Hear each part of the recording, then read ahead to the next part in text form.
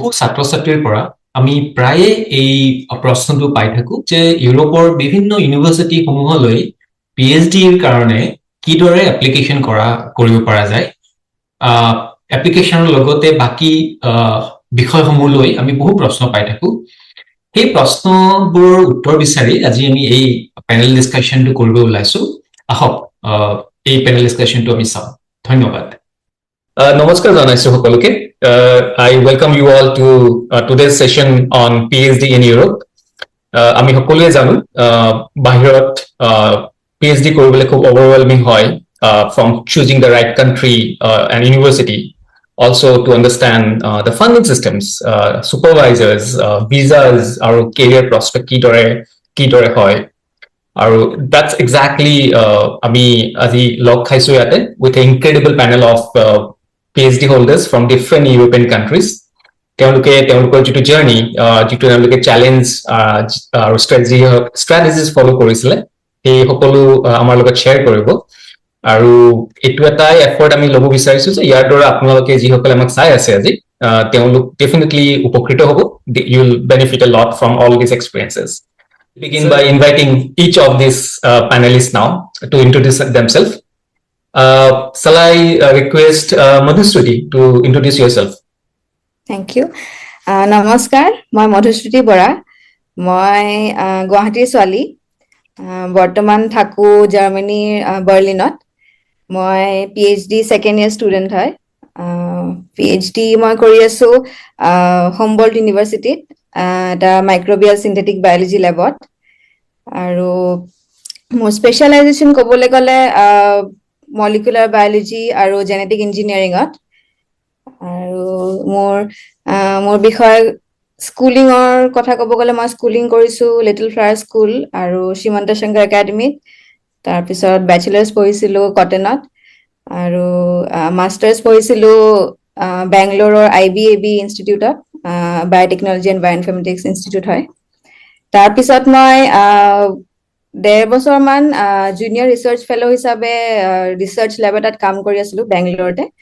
আৰু সমানে মই PhD কাৰণে এপ্লিকেশন বোৰ কেনেকে দিয়ে বা এপ্লাই কৰি আছিলো তাৰ পিছত PhD ইয়াতে পাই এতিয়া বৰ্তমান ইয়াতে 1.5 বছৰ হ'ল so yeah thank you Madhushruti Mayuri নমস্কাৰ মই ময়ূৰী ফুকন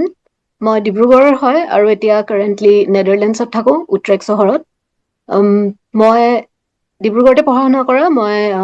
তাৰ পিছত ব্যাচেলাৰ্ছ কৰিছিলো সেন্ট জেভিয়াৰ্ছ কলেজত মুম্বাইত আৰু ফিজিক্সত আৰু মাষ্টাৰ্ছ কৰিছিলো দিল্লীৰ টেৰী স্কুল অফ এডভান্স ষ্টাডিজত ৱাটাৰ ৰিসোৰ্সেছত তাৰ পাছত কেইবছৰমান মই দিল্লীত কাম কৰি আছিলো 4 বছৰমান তাৰ পাছত এতিয়া PhD কৰিবলৈ নেদাৰলেণ্ডছত আছো Thank you Mayuri Sulagna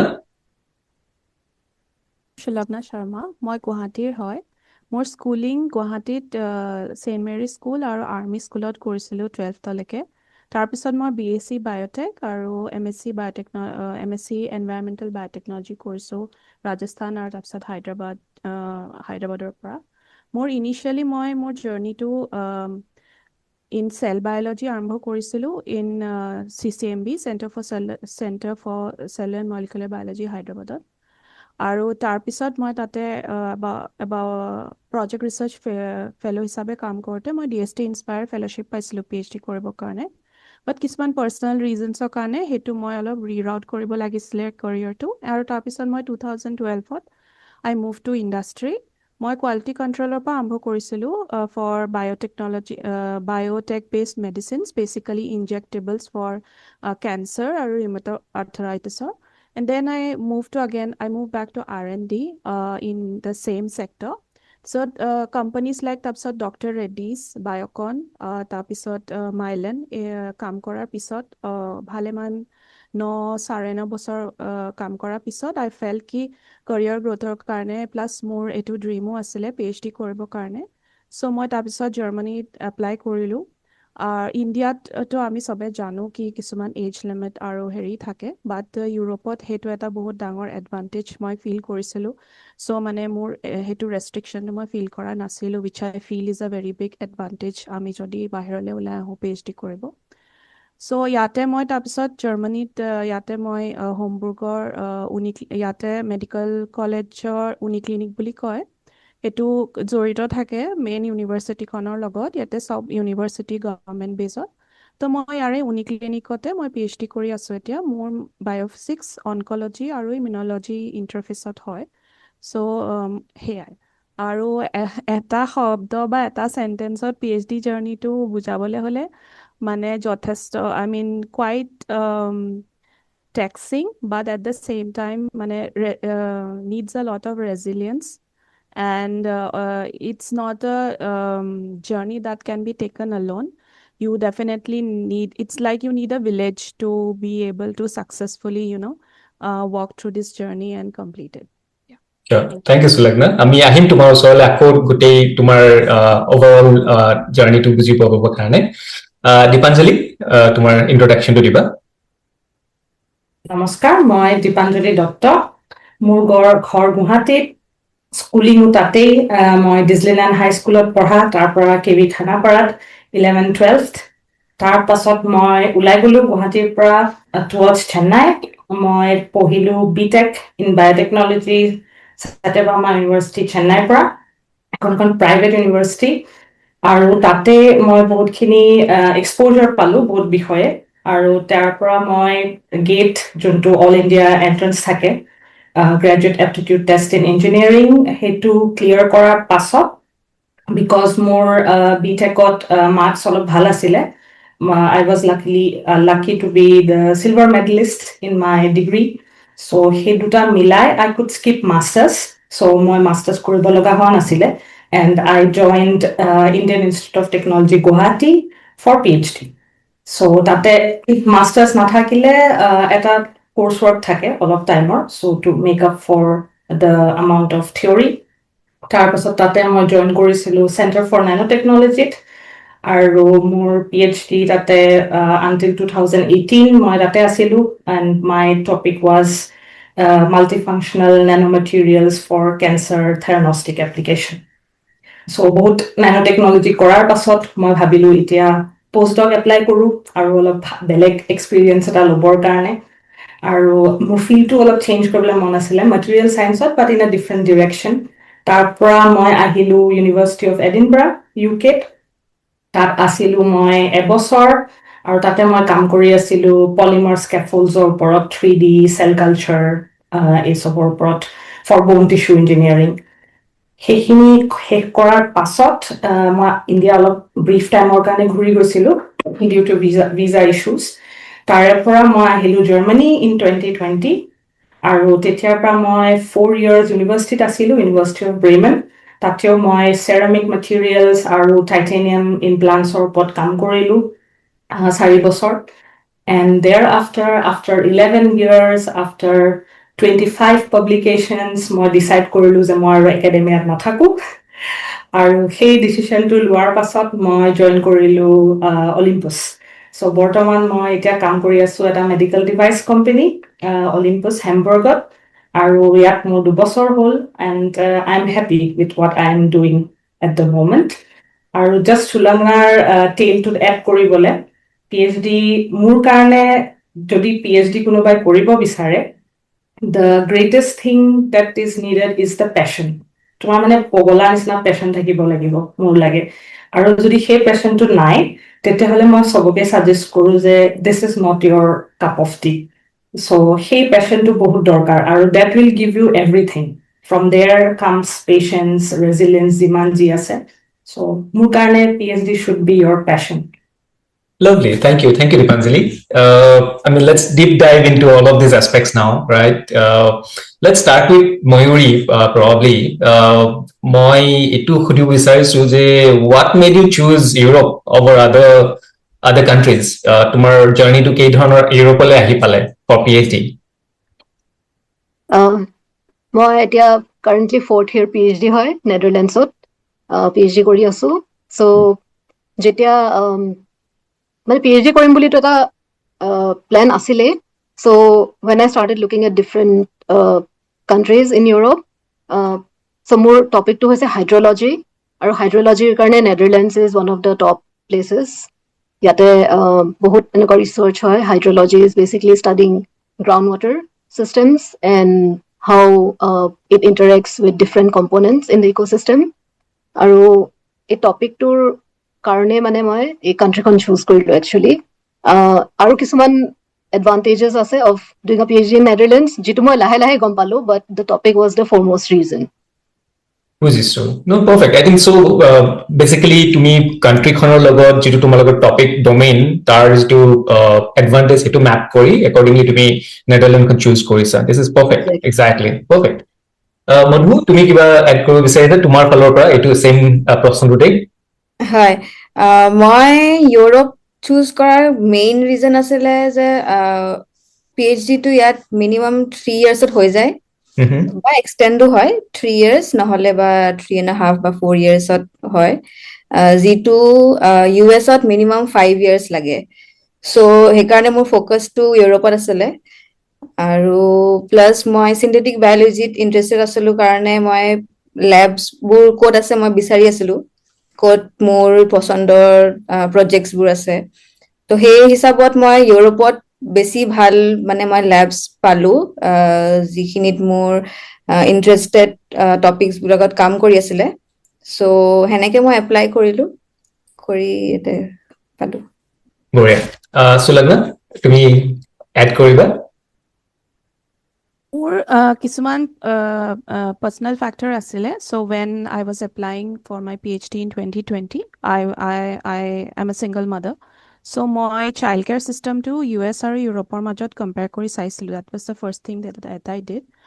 আৰু তাৰপিছত মই UK অষ্ট্ৰিয়া ছুইডেন জাৰ্মানী এইকেইটা মই টাৰ্গেট কৰিছিলোঁ আৰু অলপ ৰিচাৰ্চ কৰিছিলোঁ কি কেনেকুৱা ধৰণৰ ৰিচাৰ্চ হয় আৰু পে স্কেলটো কেনেকুৱা হয় আৰু ষ্টাইপেণ্ডটো মানে আমাৰ ইণ্ডিয়াত যেনেকৈ আমি ষ্টাইপেণ্ড পাওঁ JRF আৰু SRFৰ সেইটোৰ লগত কম্পেৰিজন কৰিছিলোঁ আৰু তাৰপিছত এতিয়া মই UKত এপ্লাই কৰিছিলোঁ কেম্ব্ৰিজত আৰু অষ্ট্ৰিয়াত AITত এপ্লাই কৰিছিলোঁ জাৰ্মানীত মই DKFZ-ত কৰিছিলোঁ আৰু এইটো এটা মোৰ স্পেচিফিক কিন্তু মই নিচেটো চুজ কৰি পেলাই কৰিছিলোঁ বহুত স্পেচিফিকেলি বিকজ মই অলমষ্ট মই যেতিয়া PhD এপ্লাই কৰিছোঁ চ' মোৰ already 10 years academic plus industry experience হৈ গৈছে এণ্ড সেই 10 yearsত মই most of the projects that I undertook mostly the niche was translational medical research centering around cancer drugs or drugs for autoimmune diseases like rheumatoid arthritis, lupus এনেকুৱা চ' সেইটো বেচিছত মই zero' down কৰি লৈছিলোঁ কিছুমান মানে পজিশ্যনছ আৰু তাৰপিছত মই কি কৰিছিলোঁ মানে মই UKৰ যিটো পজিশ্যন আছিলে মই 2020তে কণ্টেক্ট কৰিছিলোঁ মানে যিগৰাকী ছুপাৰভাইজাৰে ইণ্টাৰেষ্ট দেখাইছিলে আৰু মই যাৰ প্ৰজেক্টত ইণ্টাৰেষ্ট আছিলে সেইটো এক্সপিৰিয়েঞ্চ এটা বহুত ভাল এক্সপিৰিয়েঞ্চ আছিলে যিটোৰ কাৰণে পিছত মই মানে এটা ফিডবেক চেক মানে এটা বেকগ্ৰাউণ্ড চেক কৰিছিলোঁ ছুপাৰভাইজাৰ্ছক চ' মই যেতিয়া UKৰ ছুপাৰভাইজাৰ গৰাকীৰ লগত কাম কৰিছিলোঁ তেওঁ এগৰাকী নাইজেৰিয়ান লেডি হয় যোন বহুত বছৰ আগত UKলৈ আহি পেলাই তেওঁ মানে কেম্ব্ৰিজৰ লগত জড়িত থাকি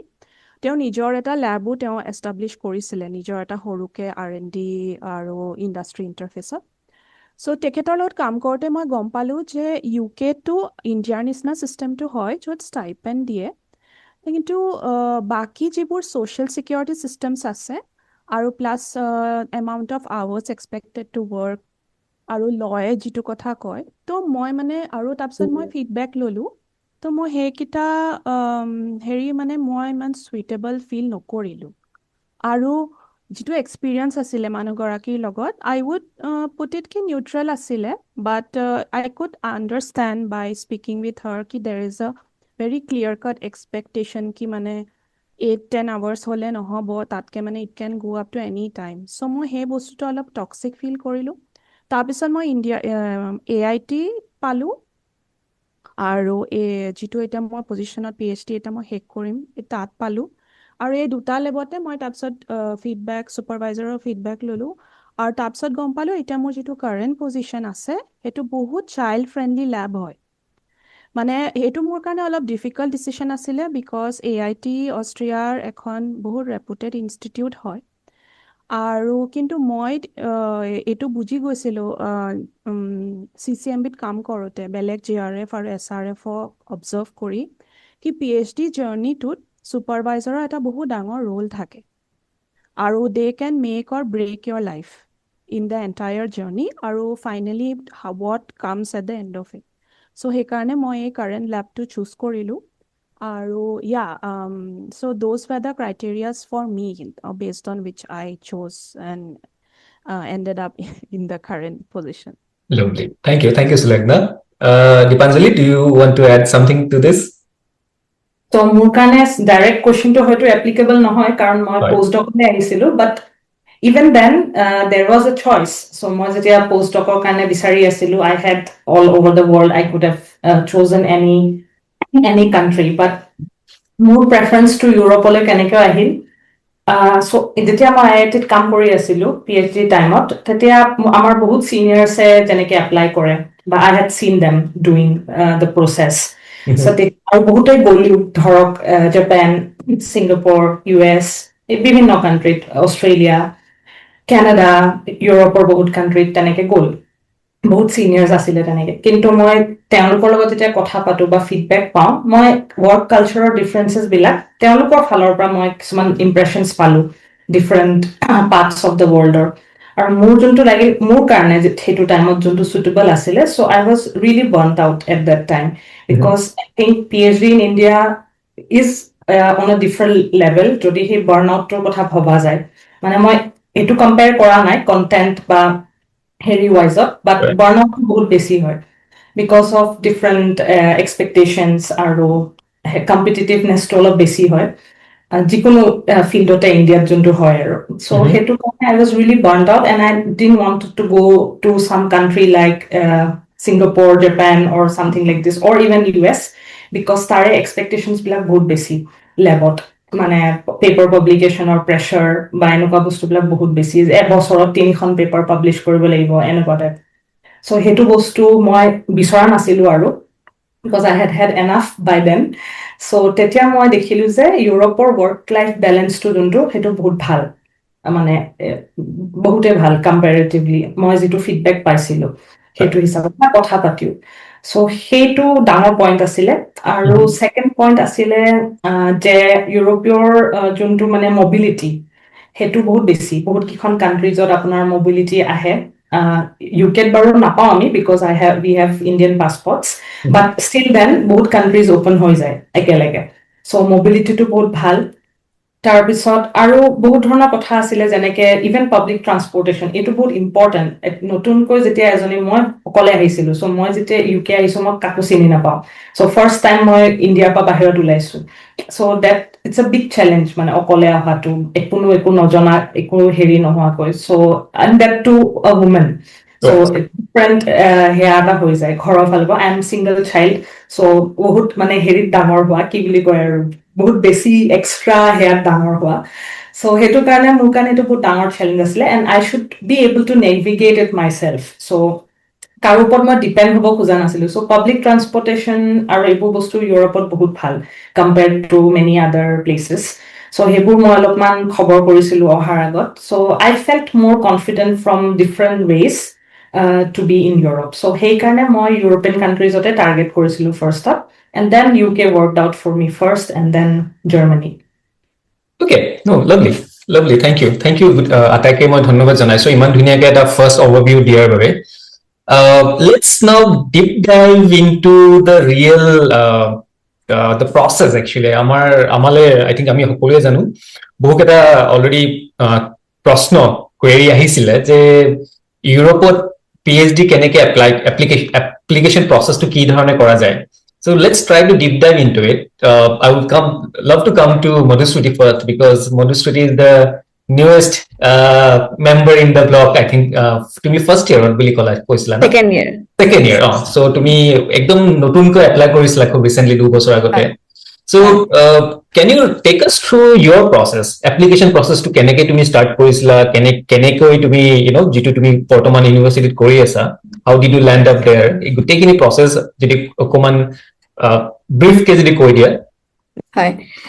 মই এপ্লাই কৰাৰ ষ্টাৰ্টিঙত একোৱে নাজানিছিলো কেনেকে এপ্লাই কৰিব লাগে কি প্ৰচেছত হয় আৰু মানে একো আইডিয়া নাছিলে আৰু কোনেও মানে গাইড কৰা মানুহ নাছিলে চ' মই সেই প্ৰথমতে মোৰ বহুত টাইম লাগিলে এইখিনি বুজোতে যে কেনেকে এপ্লিকেশ্যন কেনেকে হয় কিছুমানে কয় যে প্ৰফেচাৰ কণ্টেক্ট কৰিব লাগে কিছুমানে কয় যে ডাইৰেক্ট এপ্লিকেশ্যন দিব লাগে ইউনিভাৰ্চিটিত চ' সেই গোটেইখিনি মই প্ৰথমতে বহুতখিনি চালো আৰু প্ৰত্যেকটো মানে ইউনিভাৰ্চিটিৰ এপ্লিকেশ্যনৰ চিষ্টেমবোৰ চালো ৱেবছাইটৰ ইনফৰমেশ্যনবোৰ চালো চ' সেইখিনি কৰাৰ পিছত বুজিলো দুইটা প্ৰকাৰে হয় কিছুমান প্ৰজেক্টত প্ৰফেচাৰক ডাইৰেক্টলি এপ্ৰ'চ কৰিলে তেওঁ এপইণ্টমেণ্ট লয় আৰু কিছুমান ইউনিভাৰ্চিটিত কি হয় যে চেন্ট্ৰেলি ভেকেঞ্চিজবোৰ অপেন হয় আৰু তাতে এপ্লাই কৰি মানে চিলেকশ্যন হয় চ' মই প্ৰথমতে টাৰ্গেট কৰিছিলো যিহেতু মোৰ চিন্থেটিক বায়লজিত ইণ্টাৰেষ্ট আছিলে মই লিষ্ট ডাউন কৰিছিলো কোনবোৰ লেব মই মানে প্ৰজেক্টবোৰ মোৰ পচন্দ হৈছে আৰু কিজন প্ৰফেচাৰক মই মানে এপ্লাই কৰিব বিচাৰিছো মই কোল্ড ইমেইল কৰিছিলো ষ্টাৰ্টিঙত বহুত প্ৰফেচাৰক ইমেইল কৰিলো আধাখিনি ৰিপ্লাইও নাহে তাৰপিছত আৰু মই ফ'ল' আপো কৰো সেইটো বহুত ইম্পৰ্টেণ্ট এটা ইমেইল কৰাৰ পিছত যদি ফ'ল' আপ ইমেইল এটা কৰা হয় তেতিয়া মানে তেতিয়া মোৰ বহুতখিনি ৰিপ্লাই ফ'ল' আপ ইমেইলৰ পিছত আহিছিলে আৰু সেনেকে মই চাইছিলো যে ভেকেঞ্চি আছে নেকি ক'ৰবাত আৰু লগতে মই যিবোৰ ৱেবছাইট আছে কিছুমান ৱেবছাইট আছে PhD ভেকেঞ্চিজবোৰ দিয়া হয় সেই ৱেবছাইটছবোৰ মই ডেইলি চাই থাকো কি নতুন আহিছে ভেকেঞ্চি মোৰ ৰিলেটেড হয় নেকি বা মই পচন্দ আহিছে নেকি মোৰ তো মই সেনেকেও মই বহুতখিনি এপ্লাই কৰিছিলো কিছুমানত ডাইৰেক্ট এপ্লিকেশ্যন দিব লাগে ইমেইল আইডি থাকে প্ৰফেচাৰৰ আৰু কিছুমানত ইউনিভাৰ্চিটিৰ ৱেবছাইটত এপ্লিকেশ্যন ফৰ্ম থাকে সেই হিচাপত দিব লাগে চ' সেনেকে মই কৰিছিলো but at the same time মই যেতিয়া এপ্লাই কৰো মই কিছুমান কথা চেক কৰো যে যেনেকে হয় লেবটোৰ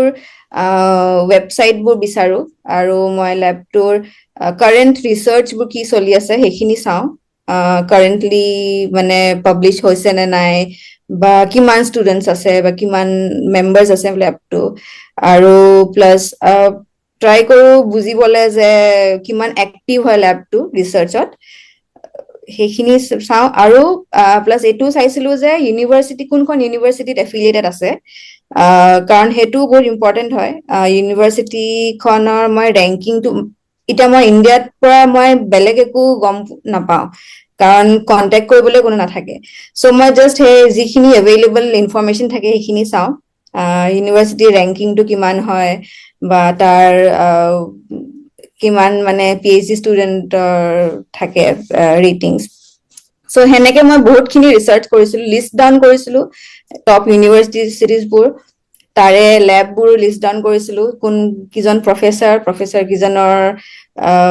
ডিটেইলছবোৰ সদায় লিষ্ট ডাউন কৰো তাৰপিছত মই ইমেইল কৰো সমানে মই সেই ভেকেঞ্চি যিবোৰ আহে সেইবিলাকতো এপ্লাই কৰো সেনেকে এপ্লাই কৰা প্ৰথমতে মোৰ বহুত টাইম লাগিলে ক'ব গ'লে মানে এপ্লিকেশ্যন চিলেক্ট হ'বলে বা ৰিপ্লাই আহিবলে কাৰণ বহুতকেইটা ফেক্টৰ্ছ থাকে এটা থাকে আমি SOP যিটো লিখো ষ্টেটমেণ্ট অফ পাৰ্পাছ সেইটো লিখাৰটো ওপৰতো বহুত ডিপেণ্ড কৰে কেনেদৰে লিখো চ' মই ভাবো মই ইনিচিয়েলি যিখিনি লিখিছিলো তাৰপিছত মই সদায় চেঞ্জ হৈ থাকে ন মডিফাই হৈ থাকে অলপ এইটো এনেকে লিখিলে ভাল আছিলে নেকি এইটো সেনেকে মডিফাই কৰি কৰি মোৰ লাষ্টৰ ষ্টেজত আই থিংক বহুতখিনি চেঞ্জ হৈ গৈছিলে আৰু মই ভাবো সেইটো বহুত হেল্প কৰিছিলে যে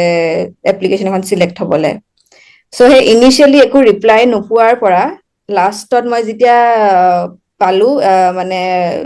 যিটো ফেজত মই এপ্লিকেশ্যনবোৰ চিলেক্ট হৈছিলে মই একেলগে 4-5টা মান ইণ্টাৰভিউ কল আহিছিলে মোৰ আৰু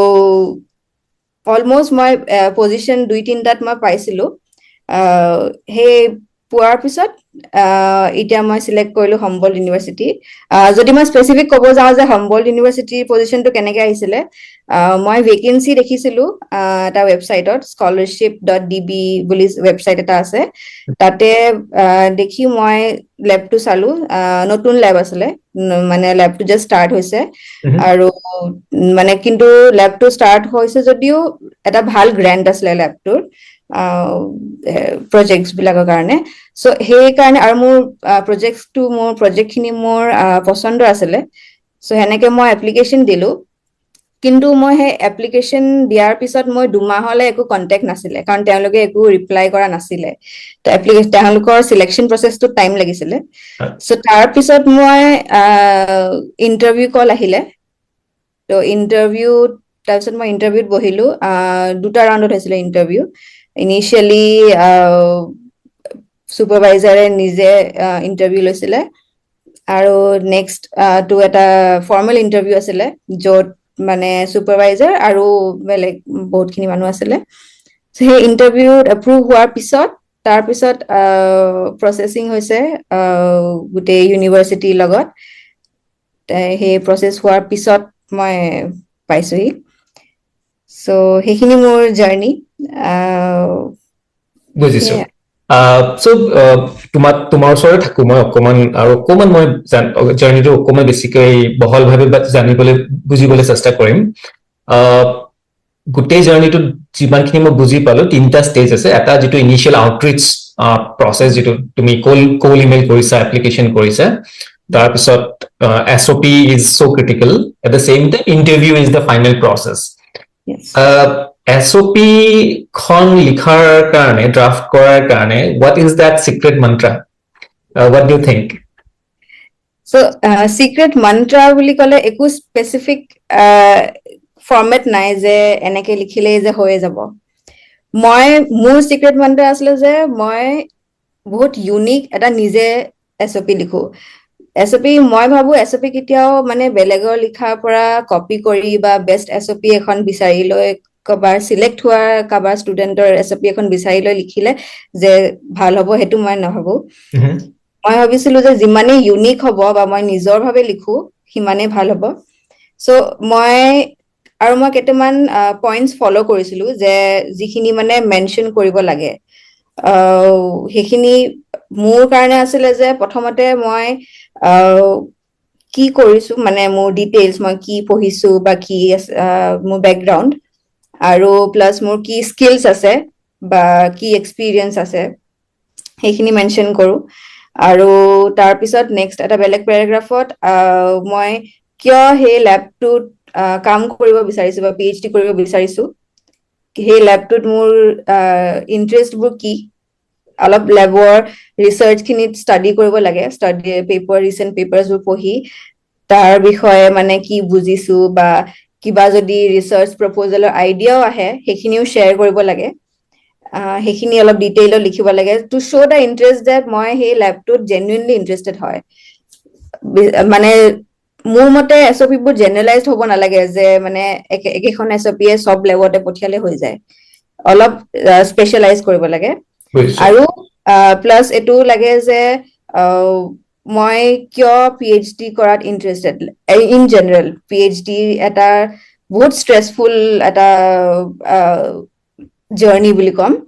চ' সেইটোত যে আমি ৰিয়েলি পেচনেট হয়, আমি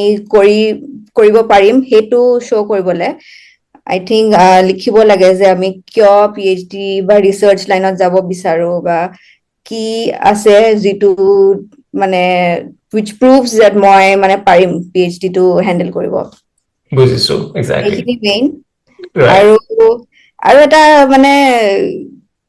আই ডোন্ট নো সেইটো ৱৰ্ক কৰে নকৰে, বাট মই ভাবো যে ফাৰ্ষ্ট লাইনটো সদায় এটা মানে ভাল এট্ৰেক্টিভ কেটচি লাইন হ'ব লাগে, চ' ডেট মানে যিজনে পঢ়ে ফাৰ্ষ্ট লাইনটো পঢ়ি পেলাই মানে অলপ ইণ্টাৰেষ্ট ফিল কৰে যে বাকীখিনিও পঢ়ো। আৰু লিখাখিনি ডেফিনেটলি গ্ৰামাৰ একদম কাৰেক্ট হ'ব লাগে, একো যাতে ভুল হ'ব নালাগে, কাৰণ সেইটোতে এটা ফাৰ্ষ্ট ইম্প্ৰেশ্যন হয়। সেইখিনি মই মেইনলি চাইছিলো। বঢ়িয়া, থেংক ইউ মধু। ময়ূৰী, তোমাৰ ওচৰলৈ আহিছো, তুমি 4th ইয়াৰত আছা এতিয়া। তোমাৰ প্ৰচেছটো মোৰ লেছ চিমিলাৰ আছিলে মধুৰ লগত, ৱাজ ইট লিটল ডিফাৰেণ্ট? মোৰ লেছ চিমিলাৰে আছিলে। মোৰ ওচৰতো তেনেকুৱা একো ইনফৰমেশ্যন নাছিলে বা এনেকুৱা কাকো চিনি নাপাইছিলো যোনে নেডাৰলেণ্ডছৰ PhD এনভাইৰনমেণ্টৰ কথা ক'ব। ইট জাষ্ট ডেট মই যেতিয়া এপ্লাই কৰি আছিলো, মই অকল ফাণ্ডেড পজিশ্যনছত এপ্লাই কৰিছিলো। গতিকে মানে আৰু মোৰ টপিকটো যিটো ওপৰত মই PhD কৰিম সেইটো মোৰলেছ মোৰ অকণমান স্পেচিফিক আছিলে। গতিকে মানে যিমান কেইখন পজিশ্যনত এপ্লাই কৰিব পাৰো সেইটো অলপ লিমিটেড হৈ গৈছিলে। গতিকে মই 2020 পৰা 2022লৈকে 2 বছৰ এপ্লাই কৰিছিলো। কাৰেণ্ট পজিশ্যনটো মই এডভাৰটাইজ পজিশ্যনতে পাইছিলো। এইটো এটা আমাৰ ৱাটাৰ ৰিচাৰ্চৰ মানুহৰ কাৰণে এটা চাইট আছে, জছ ৱাটাৰ জবছ বুলি। তাৰপিছত একাডেমিক ট্ৰান্সফাৰ বুলিও এটা আছে, য'ত একাডেমিক ট্ৰান্সফাৰ ইজ মোৰ জেনেৰেল, বাট য'ত মানে এনেকুৱা ডিফাৰেণ্ট পেইড PhD পজিশ্যনছৰ এডভাৰটাইজ আহে। চ' কেইখন লিষ্ট মই ফ'ল' কৰি পেলাই তাৰে পজিশ্যনছ বিলাকত এপ্লাই কৰিছিলো। হয়। মই এইটো জানিব বিচাৰো যে মধুশ্ৰীয়ে খুব ধুনীয়াকে অলৰেডি জনালে কি কৰিব লাগে। মই তোমাৰ পৰা এইটো জানিব বিচাৰিছো কি কৰিব নালাগে। What are those mistakes should the applicants avoid, what are those key points? So' যেতিয়া PhD এপ্লিকেশ্যনছত মেইনলি যেনেকে মধুৱে কৈছে, এখন CV আৰু এখন কভাৰ লেটাৰ মেইনলি মানে পঠাব লাগে। চ' কভাৰ লেটাৰ খনৰ কথাটো তাই ক'লেই। মই এইটো ক'ব বিচাৰো যে মানে কভাৰ লেটাৰখনত কিছুমানে অকল PhD-টো তেওঁৰ নিজৰ মানে যিখিনি এবিলিটিজ হয় সেইটোৱে কৈ থাকে কভাৰ লেটাৰখনত। লাষ্টৰলৈকে মানে এই পইণ্টটো প্ৰকাশে নহয় যে what does this person brings to the table to be able to do this PhD. গতিকে সেইটো বস্তু কভাৰ লেটাৰখনত এড কৰাটো বহুত ইম্পৰ্টেণ্ট হয়, সেইটো যাতে থাকি নাযায়। কাৰণ CV-খনত কি কি মানে পজিশ্যনছত কাম কৰিছা সেইখিনি আছে। চ' your cover letter should not be a repetition of your CV. আৰু বহুত পজিশ্যনছৰ কাৰণে মানে পজিশ্যনছখন চাই পেলাই CV-খন আপডেট কৰাটো বহুত ইম্পৰ্টেণ্ট হয়। Every time you apply to a new position, both CV and cover letter should get updated. একেখন পুৰণা কভাৰ লেটাৰ বা এনেকুৱা পুৰণা ইনষ্টিটিউটৰ নাম থকা যাতে ভুলতো গুচি নাযায়। Those are those few pointers applicants should avoid definitely. So Lagna, would you like to add something to that? মানে মধুশ্ৰুতি আৰু ময়ূৰীয়ে কিছুমান ইম্পৰ্টেণ্ট পইণ্টছ যিটো কৈছে সেইটোতো আমি সেইটো মানে কি আৰু it goes without saying kind of হৈ যায়। Yeah. আই মিন এটা বস্তু মই যিটো ফাৰ্ষ্টত মই 2020 পৰা আৰম্ভ কৰিছিলোঁ। মই 2020 আৰম্ভ কৰোঁতে যেতিয়া মই ইনিচিয়েলি পঠাইছিলোঁ, মই যিহেতু ইণ্ডাষ্ট্ৰীত কাম কৰি আছিলোঁ, তো মোৰ CV-খন বনোৱাৰ the projection was like more of a industry person. আৰু মই ইনিচিয়েলি ৰিজেকশ্যনছ পাইছিলোঁ। তো তেতিয়া মই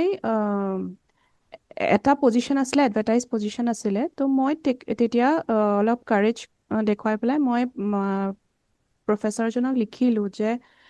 মানে ফিডবেক হিচাপে আপুনি দিব পাৰিব নেকি। তেতিয়া তেওঁ ক'লে যে maximum এপ্লিকেশ্যনছত professor, because of their involvement and time, lack of time, so maximum times তেওঁলোকে postdoc student, senior postdoc student বা বেলেগ group leaderক applications বোৰ screen কৰিবলৈ দিয়ে। And sometimes what happens, especially if most of the people have done their education or they have never had a industry experience or anything that is alien to them, যিটো মানে তেওঁলোকে কিবা এটা বস্তু নাজানে, তেওঁলোকৰ কাৰণে সেই CV বা সেই কভাৰ লেটাৰখন মানে ব্ৰেকডাউন কৰিব বৰ দিগদাৰী হয়। তো সেইটো এটা বহুত ভাল ফিডবেক পাইছিলোঁ মই। আৰু তাৰপিছত মই কৰিলোঁ যে মই লিংকডিনত কিছুমান অলৰেডি PhD কৰি থকা 3rd year 4th year senior মানুহ বা পষ্টডক কৰা মানুহক মই লিংকডিনত নেটৱৰ্ক কৰিলোঁ। কৰি মই ৰিকুৱেষ্ট কৰিলোঁ তেওঁলোকৰ লগত অলপ কথা বতৰা পাতি যে বেয়া নাপায় যদি অলপ CV-খন চাব নেকি বা কভাৰ লেটাৰখন চাই পেলাই ফিডবেক এটা দিব নেকি। And that really change the game for me. তেতিয়া মই বুজি পালোঁ যে মই CV-খন মানে কেনেকৈ মই চেঞ্জ কৰিব লাগে। আৰু I would like to add to what Mayuri said, ki CV should be very precise as per the European format. এইটো চাব লাগে। আৰু মানে চিম্পলি পুট টুগেডাৰ হ'ব লাগে কি মানে জাষ্ট মানে ইহঁতৰ ফৰ্মেটটো ইহঁতি যিটো বিচাৰে মৰলেছ ইয়াতে বহুত বেছিকে লিখি বহুত বেছি লেংদি নকৰি আৰু মানে সেই ষ্ট্ৰেটেজিটো বনাই ল'ব পাৰিলে কি চিভিত কোনকেইটা পইণ্টছ যাব আৰু কোনকেইটা পইণ্টছ আমি কাভাৰ লেটাৰত কৰিম আৰু এই পইণ্টটো মই ষ্ট্ৰেছ কৰিম যিটো মধুশ্ৰুতিয়ে কৈছে কি আমি কি কেনেকৈ স্পেচিফিকেলি সেই এডভাৰটাইজ পজিশ্যনটোৰ কামটোৰ কাৰণে আমি কেনেকৈ কণ্ট্ৰিবিউট কৰিম আইডাৰ আমাৰ কিবা এটা স্কিল ছেট আছে নাথাকিলে কথা নাই মানে চবৰে গোটেইকেইটা স্কিল ছেট এনিৱেজ নাথাকে কিন্তু সেই এডভাৰটাইজমেণ্টটোত ধৰা ফৰ এক্সাম্পল মই কৈ আছোঁ মই চেল কালচাৰৰ মানুহ হয় তাত যদি কৈছে যে বোলে ষ্টেম চেলছৰ চেল কালচাৰো জানিব লাগে কেঞ্চাৰ চেলছৰ চেল কালচাৰ জানিব লাগে কোনোবা মানুহে হয়তো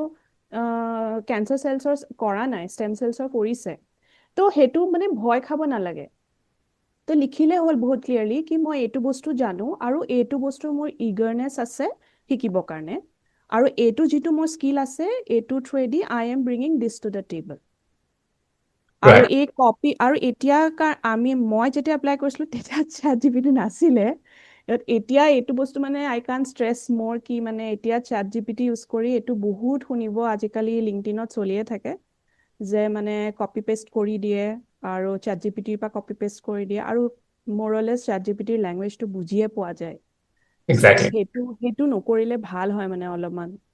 মানে বুজিছো। তেতিয়া প্ৰফেচাৰজনে বুজি পাই যায় যে একচুৱেলি কিমান ইণ্টাৰেষ্ট আছে ষ্টুডেণ্টজনৰ Right. Actually, would you like to add to that? আমি মিষ্টেকছৰ আছিলো মই গোটেইখিনি অলমষ্ট কভাৰে হৈছে টপিক মোৰ মতে বাছ জাষ্ট এটা দুটা পইণ্ট আৰু অভাৰঅল টপিকটোত মোৰ ফালৰ পৰা মই যিটো ক'ব বিচাৰোঁ মোৰ এক্সপিৰিয়েঞ্চৰ পৰা যে জেনেৰেলি মই দেখিছোঁ মানে মইতো পষ্ট ডক এপ্লিকেশ্যনছ কৰিছিলোঁ বা যিমান মানুহক দেখিছোঁ মই PhD এনেকৈ কৰা অপেন পজিশ্যনছ বা এডভাৰটাইজ পজিশ্যনছ অলৱেজ ৱৰ্ক বেটাৰ সেইটোত ছাকচেছ ৰেটটো সদায় বেছি হয় rather than মানে ইণ্ডিভিজুৱেলি এপ্ৰ'চ কৰা বহুত হয় ইণ্ডিভিজুৱেলি এপ্ৰ'চ কৰাটো বাট পাৰ্চেণ্টেজ ইজ লেছ আৰু ইণ্ডিভিজুৱেলি এপ্ৰ'চ কৰিলে যদি ছাকচেছ ৰেট লাগে দেন মোৰ মতে মই ভাবোঁ kind of a approach for writing a proposal together with the supervisor always works better. So rather than you asking for, do you have a position open or something like that, তুমি যদি এটা research idea লৈ যোৱা প্ৰফেচৰজনৰ ওচৰলৈ তেতিয়া সেইটো বেছি better work কৰে সদায় মানে যদি আনচলিচিটেটেড এপ্লিকেশ্যন দিয়া হয় চ' এই দুটা মই মানে পইণ্ট জাষ্ট ছেগ্ৰিগেট কৰি দিলোঁ আৰু for open positions and for unsolicited applications আৰু পজিশ্যনছ বিচৰাত মোৰ লাগে keyword is very important so' মোৰ কাৰণে এইটো বহুত ভাল ৱৰ্ক কৰিছে চ' মানে যোনটো নিচত তুমি বিচাৰি আছা PhD বা সেনেকৈ সেইটোৰ ওপৰত যিমান এভেইলেবল কীৱৰ্ডছ আছে নিজে ভাবি সেইটো নিজে অলপ এয়া হ'ব লাগে কি বুলি কয় ইনটিউটিভ হ'ব লাগে বস্তুটোৰ বিষয়ে আৰু কীৱৰ্ডছ ভালকৈ ইউজ কৰিলে মানে চান্সেছ আৰ মাছ বেটাৰ যে বহুত পজিশ্যনছ তুমি দেখা পাবা আৰু everyday search is very important whether you apply everyday or not doesn't matter but everyday চাৰ্চটো কৰিব লাগে আৰু যেতিয়াই কিবা relevant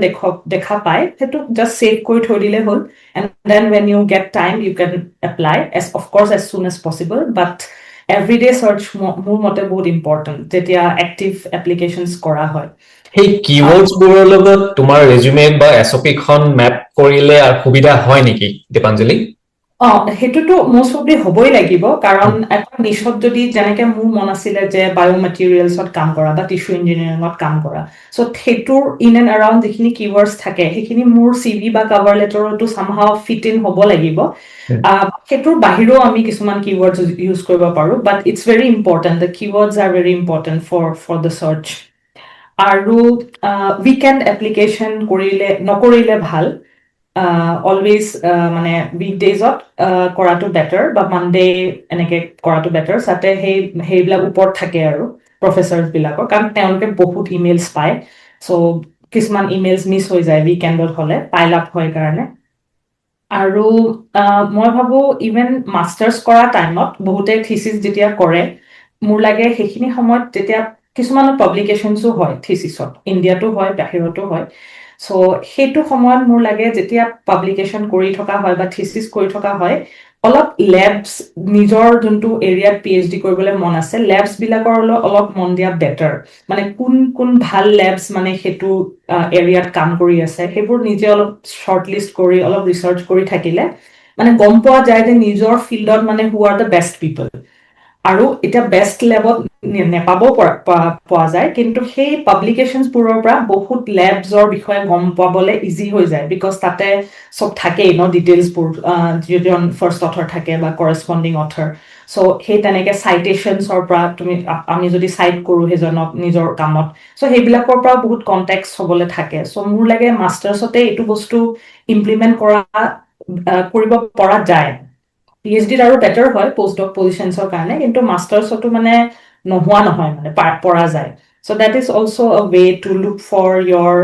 area of people working in your area of interest আৰু বাকীখিনিতো আৰু কভাৰ হৈছেই বেছিভাগ আৰু ফেল'শ্বিপৰ বস্তুটো অলপ বেলেগ হৈ যায় ডেটছ আনাডাৰ ৰুট আৰু মানে কি আৰু ফাণ্ডেড PhD পজিশ্যন যিবোৰ এডভাৰটাইজ থাকে সেইবোৰ অলপ বেলেগ হয় জব ৱাইজ যোনবোৰ আৰু ফেল'শ্বিপ হ'লে পইচাটো অলপ কম হয় ফেল'শ্বিপত সদায় জব বেছ যোনটোত হয় সেইটোত অলপ বেছি পোৱা যায় বিকজ ডেটছ আ চেলাৰিড পজিশ্যন চ' সেইটো বস্তু গম পোৱাটো মোৰ লাগে উচিত মানে এপ্লিকেশ্যনছ কৰাৰ আগত Lovely. Thank you, Dipanjali. খুব ধুনীয়া তুমি practical tips কেইটামান দিলা. I think it will be very beneficial for all of us.